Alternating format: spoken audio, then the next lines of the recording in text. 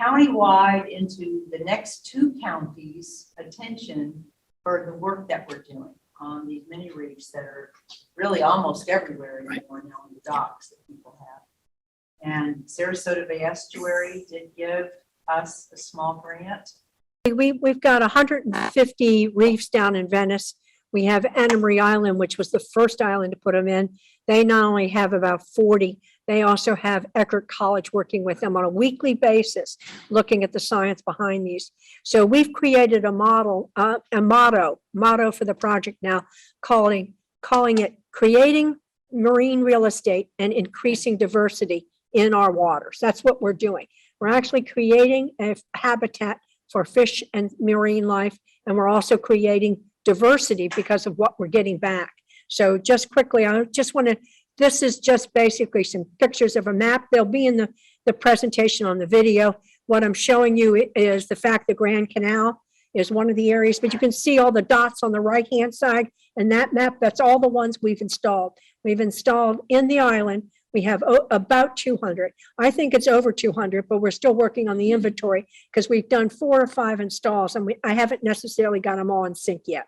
So we have also broken the Grand Canal down to 4 sections, so we can start to study it in these sections with our tools to actually get science in and learn better about what we're doing, how we're colonizing, and what particular things are working well. We have about 14% of the Grand Canal completely put in. We have a lot to go. We've got 143 reefs in the canal. We have another 48 outside of the canal in the actual waters within Siesta Key. We're not just in the canal, we're on the intercoastal. We actually have one on a Gulf, and we have one in some lagoons. So we're really seeing a difference. Now, I'm going quickly. The other thing that's happening, the Sarasota Bay Estuary program, we have a discussion going on mini reefs. They are carbonated microplastic. It's in the back. They're marine grade. They will not flake until about 30 or 40 years. But by the time 30 or 40 years runs around, I don't know if the docks will still be there, but these mini reefs fill up with the sea life, and they become heavy, and they're not going to go away, and they're not going to flake because they're totally coated. So this is what I see. Right now, the estuary program, Sarasota Bay Estuary program, is challenging us to install vertical oyster gardens. And you can see what they are. There's an example on the table back there. I've got free ones if you like. You can install them in your dock, under the dock. But what we want to do is, and they're made by our local Out-of-Door Academy here, so the students are making them and we're putting them in. What we're looking for is some dock owners that would be willing to volunteer to work with us, and we will put 6 to 8 under the docks. They go on strings under the dock, and we want to compare what the VOGs, the vertical oyster gardens, do as compared to what the mini reefs do.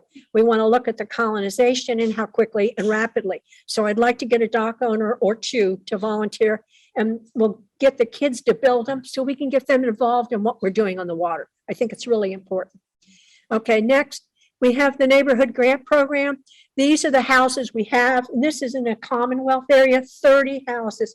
The county gave us a grant to put in 30 mini reefs in these. We've concentrated them in these 2 dead-end canals. We're around stormwater, and our intent is, again, what we're trying to do is look at concentrating these so we can improve the marine habitat and get juvenile fish in. We can't believe how many people in the last 4 months have been calling and can't believe how many they're seeing. So by putting a habitat in, we're attracting more juvenile fish. I've put a mini reef model out there so you can see the bottom's got a hole in it so the juniors can get in, juveniles can get in. Yeah, I know, we had to quit. Okay.